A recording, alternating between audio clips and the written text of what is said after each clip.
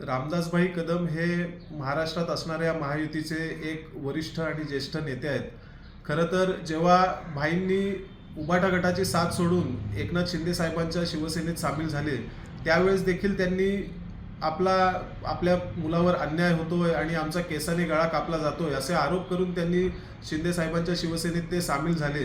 आणि त्यानंतर आज सुद्धा ते भारतीय जनता पक्षावर अशा प्रकारचे आरोप जर करत असतील तर ते भाईंसारख्या ज्येष्ठ नेत्याला शोभनीय नक्कीच नाही असं त्या ठिकाणी आम्हाला वाटतं.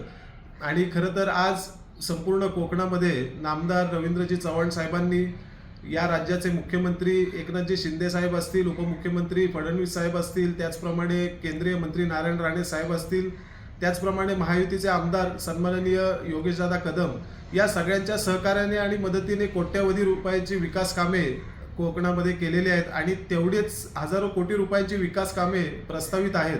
त्यामुळे असा विकसनशील दृष्टिकोन असणाऱ्या नेत्यावर आपण कोणत्या पातळीवर जाऊन टीका करतोय याचा भान महायुतीतल्या प्रत्येक घटकांनी किंवा प्रत्येक नेत्यांनी ठेवावं असं त्या ठिकाणी आम्हाला वाटतं.